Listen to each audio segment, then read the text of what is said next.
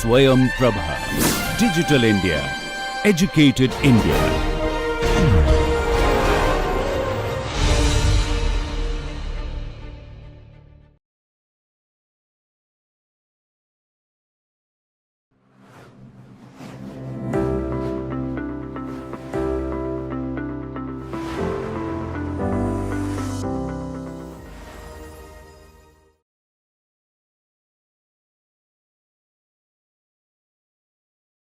Welcome to another edition of our another session of the foundations of accounting and finance.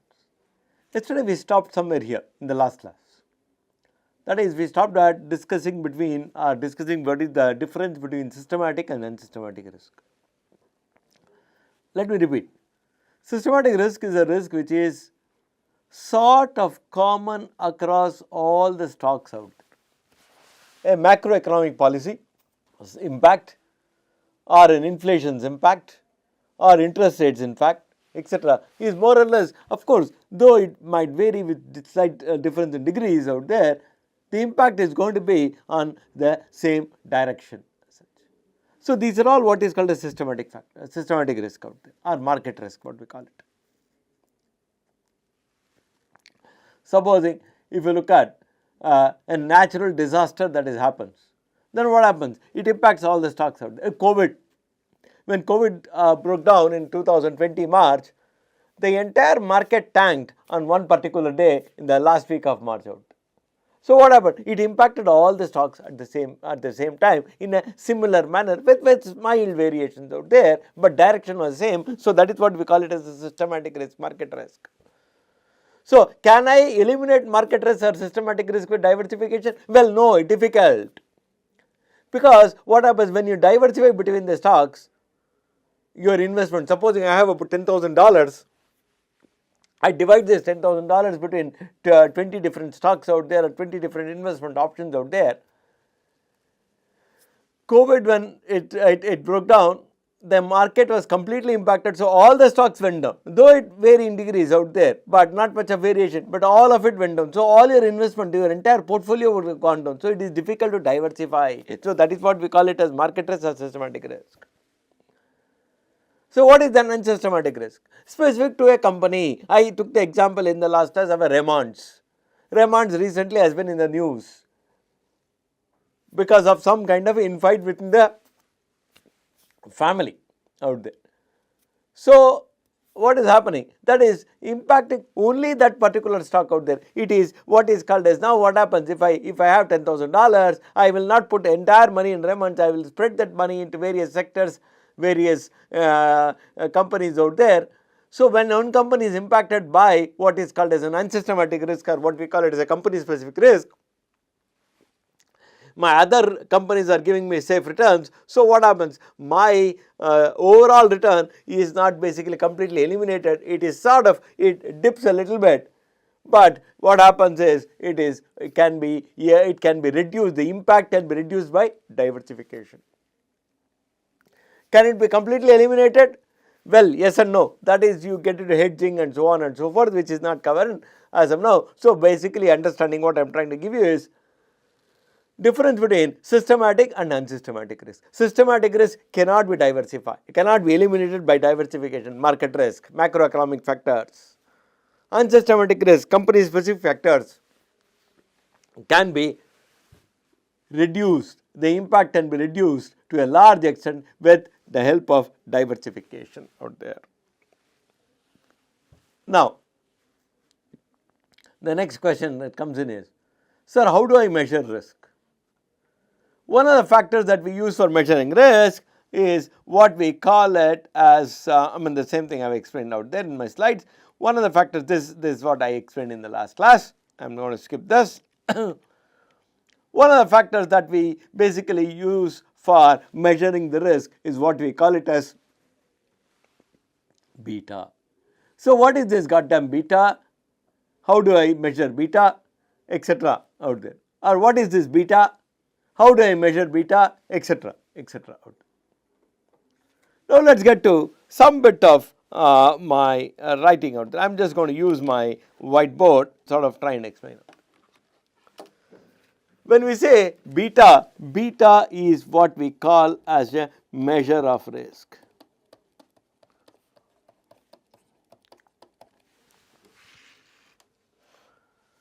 Now, how does beta measure the risk? Beta measures the risk in a relative manner,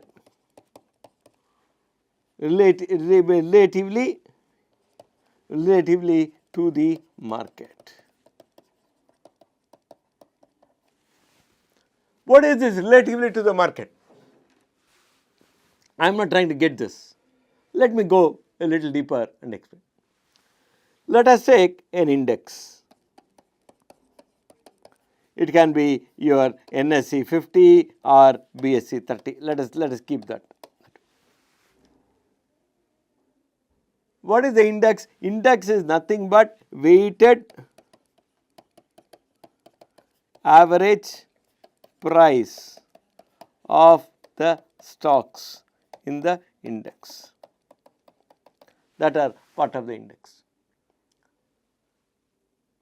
Let me sort of very crudely explain. Let me again repeat. Let me sort of crudely explain the how is in what is in index.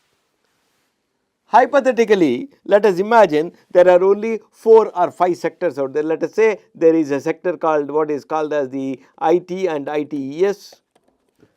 There is an auto sector. There is a FMCG sector. There is a healthcare sector.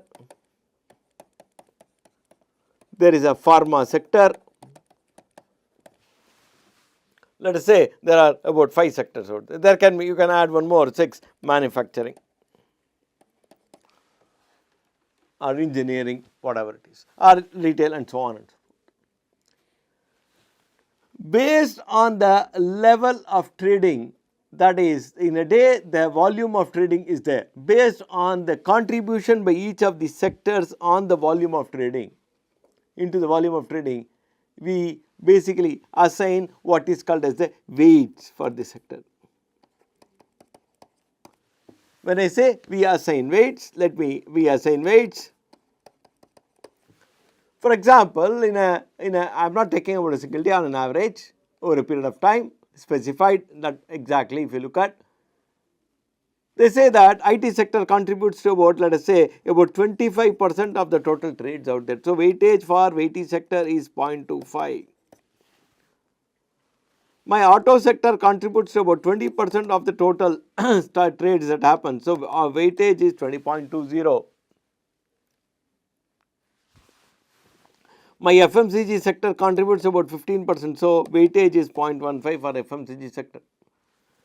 Healthcare sector, what happens? That is about this is about 60. So, healthcare sector contributes another 15%. So, weightage is 0.15. I'm not giving you this is all hypothetical. I've just picked up numbers out there. So, this 30, 50, 75, 125 is there. So, pharma sector 15%. Let us say manufacturing 10% out there. So, what happens? These are the weights that I have assigned to each of these sectors. Now, I will in this IT and ITES sector, I will look at which is the stock which is contributing, which are the stocks which are contributing to the maximum volume in the IT sector itself. Supposing I pick up 3 stocks out there, stock 1, stock 2 and stock 3. And I feel stock 1 is contributing to about 60% of this 25% out there. Stock 2 is contributing to about roughly about another 35% of this 25% or 30% of this 20%, and stock 3 is contributing to about 10% of this 25% of this 25%. Then I will say stock S1 will have a weight of 0.25 into 0.6. What is 0.25 into pardon me? 0.15. Stock 2 will have a weight of what? 30 into 0.25.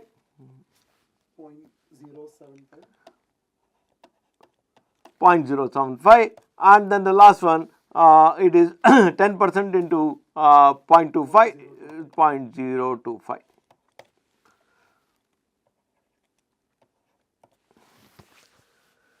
So, what happens? I have assigned the weights for each of these stocks. Now, what is the weight of the stock? So much. Now I can have, imagine I can have S3 and then in auto sector I will have S4, S5 and then so on and so forth. For example, I will have till S50 and I will have the weights out here. And you have the price, trading price out there, price of each of the stock at every minute out there. So what is it? Weighted average price out there, that is price into weight out there. Price into weight out there is what is called as weighted average price out there, price into weight out there. I will get for each of the stocks. Total of that is what we call it as the index. Price into weight, this is the price. So the index will change every minute. Every minute is too long, it will change every nanosecond when during the trading hours. During the trading hours, it can change every nanosecond because trade takes place at different prices. Now price multiplied by weight, index can keep changing. So that is how basically index when we sort of look. Please note, I have not gone by the textbook definition of calculating the index. I have gone by a very crude definition. It is only to help you understand what is an index, how is index arrived. Can stocks get in and get out? Yes. Because for example, as of now you see that 60% it is contributing, tomorrow it does not contribute anything and there is another stock which comes in the place of that, yes dash.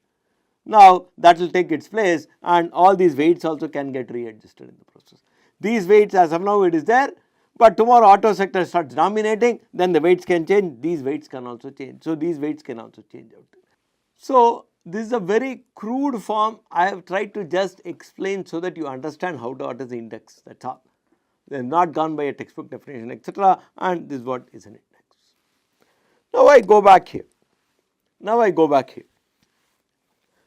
it is always what is called as compared relative to the index. We say the beta of index is equal to 1 out there. Always. That means I invest my money, supposing I have about $10,000, I invest in all these stocks S1 to S50 in the same weights as it is given out here, in the same weights as given out here. Then what happens? My return, what I am going to get is exactly going to be equal to the index return. Index is going to give me a return that's exactly going to give equal to the index return out. So we say that the beta of the index is always 1 out there. Now that means the risk of investing in an index is 1 out there. Now what is the risk of investing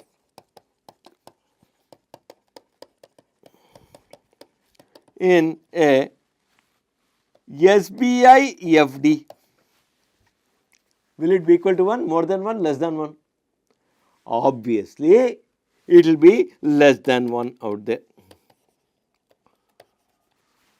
What is it? It will be less than 1 out there. Obviously, quite obvious that it will be less than 1 in that case, because the level of risk in an FD is lower than level of risk of investing in stocks in an equity in an index out there.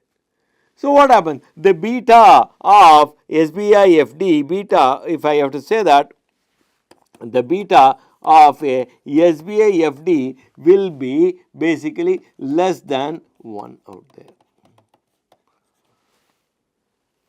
So what happens? That is what, so when we say beta, beta is always relative to the market. Now I go back to my slide out there, and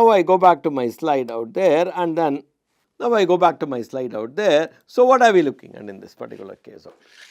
So what are we looking at out here? As you can see on the screen, that is beta is nothing, beta of a particular stock is nothing but the covariance, co-movement of your stock with the market out there, divided by the variance of the market. What you see, that is nothing but the covariance of your stock between the return of the asset I, that is the asset for which you are taking, and the return of the market portfolio with the variance of the market out there. So that is what we call it as measure of risk out there.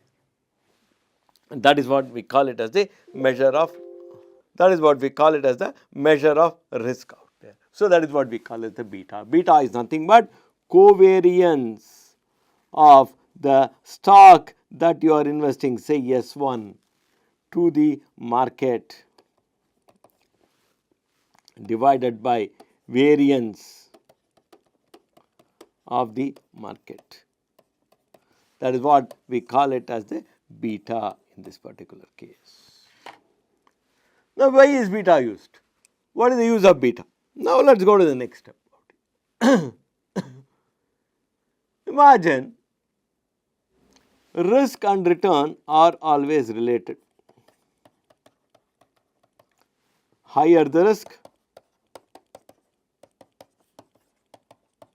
higher the expected return.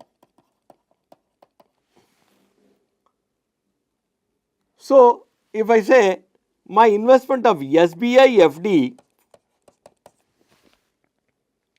then what happens? The return, expected return is lower than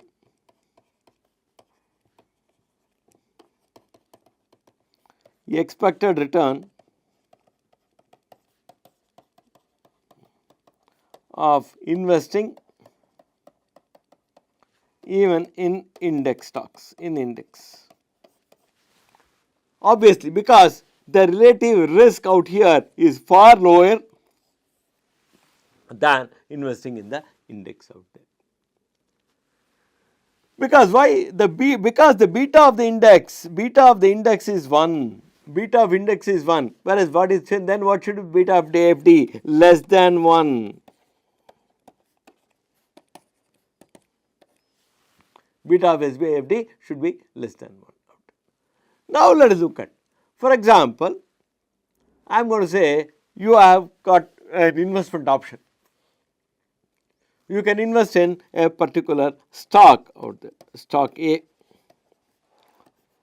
You can invest in particular stock A, it has come out of the public issue, you can invest in the stock A, you want to invest out there. Now, when you are investing in the stock A, what happens? There is an expected return. That is, you are going to expect some kind of a return out. Now, what is that expected return? Let us look at what is that expected return.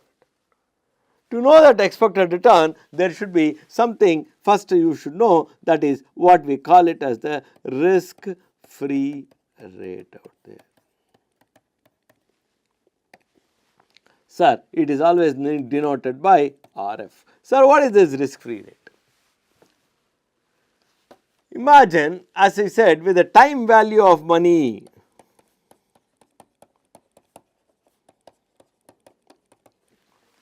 what does time value of money say? Time value of money says that the dollar today is worth more than the dollar tomorrow. Dollar today is worth more than the dollar tomorrow. So, why is that? The value of dollar is reducing purely because of what you call inflation. Inflation reduces. Today you pay 100 rupees and buy something. Next year you may have to pay 105 rupees and buy the same thing out there if 5% is the inflation rate, keeping everything else constant. So, that is what we call it as today, that is what we call it as the time value of money. Now, supposing I say I am going to invest in a government bond, or let us say treasury bill.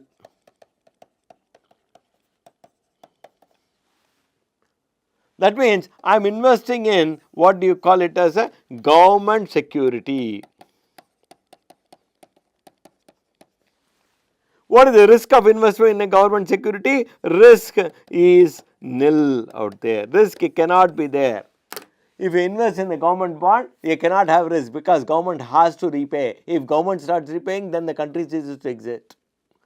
So government will repay. So if government cannot default, so what happens? The risk associated with investing in the government bond is basically what I have to put it as is nil out there, is basically nil in this case. Now there is a return that I am going to get by investing in a government bond or a treasury bill, and that return is basically to cover for inflation out there. That return is basically to cover for inflation, because I could have bought something for 100 rupees today, I did not buy, I kept it in the government bond. Next year I take the money, it has become 104. The government bond is giving me some interest, it has become 104. I can go back and buy the same thing at 104, because inflation in this country, inflation is 4%. I am not talking about the current rate of inflation, no, I am talking about in general. So this is what, and when you invest in this, the guarantee of getting the return is certain, risk is nil. So this is what the return that government bond and treasury bill give is what we call it as the risk free rate. The return that government bonds and treasury bills are going to give you is what we call it as a risk free rate, denoted by RF as the notation out there. RF as the notation out there. RF is the notation that we basically use out there. Now what do we do with this? Now go to the next one. You have invested in stock A, as you saw out here, your investment is in stock A, still your investment is in stock A, you want to find out what is the return. If you invest in stock A, minimum you have to get the RF, that is risk free rate. Minimum what happens? You have to get at least RF. That is the basic level of expectation. Now plus you have to get something more to compensate for the risk out there, to compensate for the risk, because the investment in stock A, if I have to look at the investment in stock A, is more risky than investment in government bond out there, than investment in government bond. So you have to get more, little more, expectation is high, you might get it, you may not get it, we will not worry about it, but expectation is there. So now what is that more that you have to give? That depends on the risk factor of risk of investing in stock risk of investing in stock A. How do I measure the risk of investing in stock A? That is, I will look at the beta of stock A. What is beta of stock A? Beta of stock A is covariance of stock A to the market divided by variance of the market.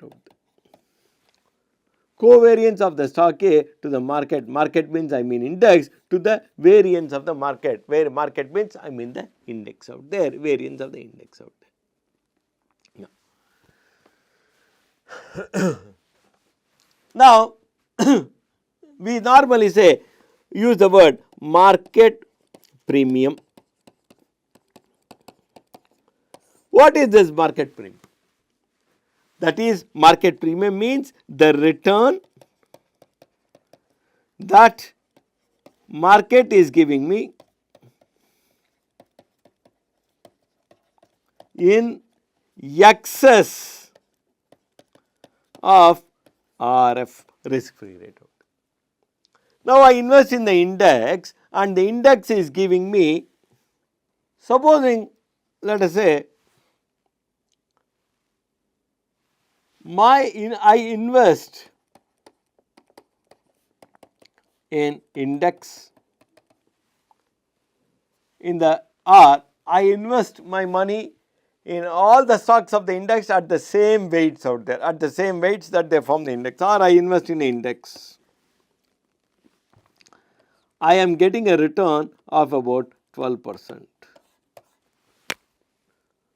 I am getting a return of 12%. I invest in T-bill, I am getting a return of 4%. So what is the excess return by investing in the index. The excess return is 12 minus 4, that is 8% is the excess return, or market premium is 8%. That means the premium that I am getting by investing in the market, the premium, that is the additional amount that I am getting by investing in the market, is 8% out there. So now we go back here. I am sorry. I have to minimum get my risk free rate out here, as I said. Now, but again, there is something called a beautifully, there is a beta of the stock out there, of the stock A of my investment out there. Now, let us say my return premium or market premium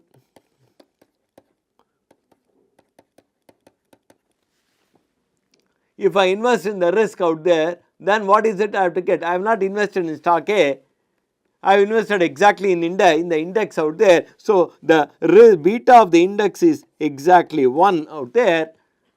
So, what is the return I will get? I will get risk free rate plus market premium into the beta of the index. The beta of the index is 1. So, in that case what happens? My risk free rate is 4% I will get, plus beta of the market is 1, and then my market premium is 8% as you see. So, what I will get? I will get exactly 12% out there, which is we saw is the return of the index out there. Whereas I am investing in stock A. That is, so I will have to get, of course I will have to get RF. Will I get market premium? Should I get market premium, or should I get higher than market premium or lower than market premium? I have invested in only one stock. So, what is the risk of the stock out there? Risk of the stock, as we saw, we measured it somewhere else, we measured it out here in this particular case out there, that is the risk of the stock, we measured it as nothing but covariance of the stock A to the market to the variance of the market. That is how much it co-varies with the market and to the divided by the variance of the market is what we saw as what we call it as the risk out there, beta. We need to know beta of A, the stock A, and then if the beta of the stock A is lower than 1, then obviously it will be what is called as less than 1. If the beta of stock is more than the market return, is more than the market, then what happens? It will be 1 plus something, and then to the what do you call it as the market premium out there, or what we call it as in this particular case I will say market premium. To repeat that, let us say minimum I have to get this, agreed, but I invest in the index, I have to get this market premium multiplied by the risk factor, because I have to multiply it by the risk factor. If the risk factor is lower than 1, then multiply it by the market premium. I will obviously get lower than 12%, because risk and return relate. If the risk factor is higher than 1, then obviously it will be more than 12%. Let us say now stock A, let us say investing in stock A, my risk is 1.2, it is higher than the market. 1.2, it is higher than the market. Now, what is the market premium? Market premium is 8%. 8% into 1.2.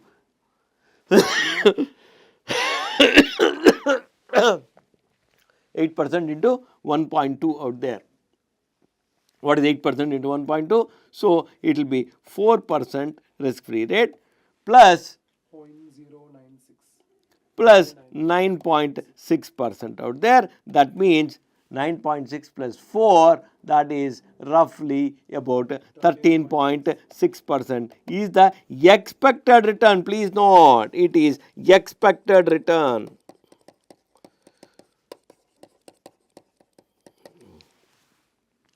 That means it is relative, the risk is relative to the market, because we invest in the market, it is giving me 8% additional to the risk free rate.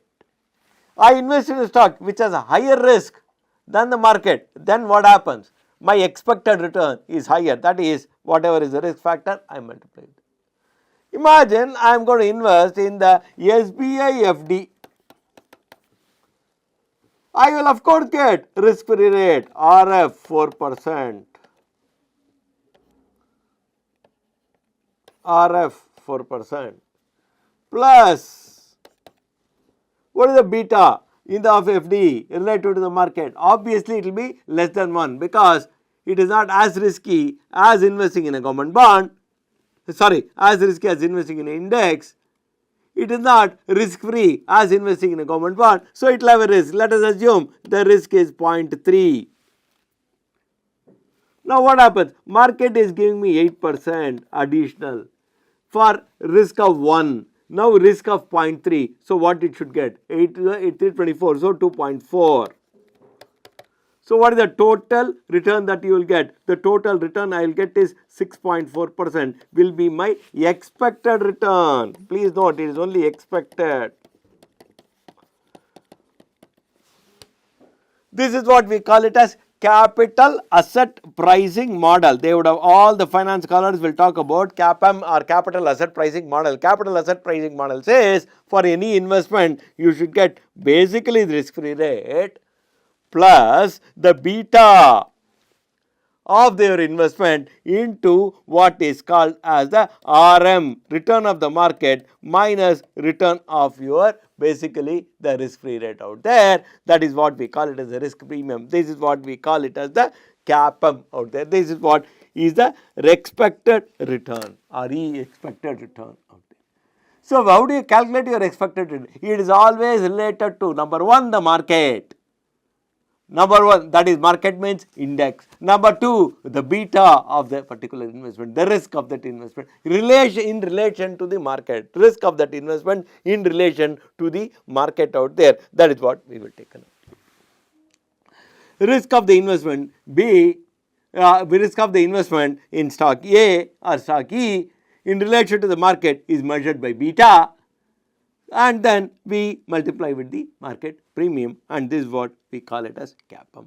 Minimum you have to get risk free rate, as you can see this, you see in this particular case minimum minimum I have to get,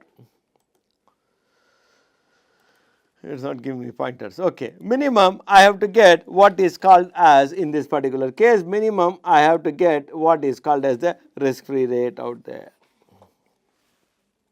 What is extra I have to get? If risk is exactly equal to the market, then it is 1. And then what is the return of the market? What is the return that market is giving me in addition to the risk free rate into the beta? If beta is 1, then it multiplied by that. Beta is less than 1 because if the risk is less than the market, like SBIFD, then multiply with that expected. If beta is more than 1, then naturally it will be the other way around, as we can see here. And that is what we call it as the CAPM or capital asset pricing model out there. That is what we call it as the CAPM or capital asset pricing model, as we can basically see in this particular case out here. This is what you will see, expected return of asset should be positively related to the risk. Individual will hold risky asset only if the risk expected compensates for the risk out there. Expected return on the market is the sum of risk free rate plus compensation of the risk inherent to the market portfolio, and that is exactly what I explained out there. Risk premium is nothing but a compensation for the risk. How much should the risk be compensated? If it is more than the risk of the market, it should be compensated higher. How much higher? Multiply it with the beta. Beta will be higher than 1. If it is lower than the market, risk of the market, the beta will be lower than 1. It should be compensated by so much. Multiply with the beta that is there out here. That is what we have taken. I have get some examples out here. 7.2% has a historical equity risk premium. The average historical worldwide risk equity premium is 6.9%. Taking into account the number of factors, 7% is a reasonable estimate for to the future US equity risk premium. That is, taking the risk premium 7% out there. So, suppose the risk free rate estimated current yield is 1%, risk free rate is basically 1% out there. What is the return of to the market out there? Risk free rate is 1%, beta of the market is 1, risk premium is 7, 1 into 7 plus 1%, 8% out there, and that's what we basically got out here. What I have done, I have explained it in the same way. If your investment is in government bond, imagine investment is in government bond and you want to find the expected return. It will be RF, risk free rate, plus beta, beta is 0 in that case because no risk, into market premium. So, it will be only equal to the risk free rate out there. That is all what we have basically got out there. I got some examples. Stock of in particular enterprise has a beta of 1.5 higher than the market, and that of Zebra has a beta of 0.7 lower than the market.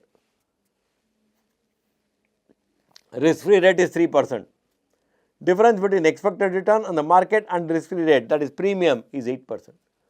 So, what is the expected return of the first one, Aardvark Enterprises?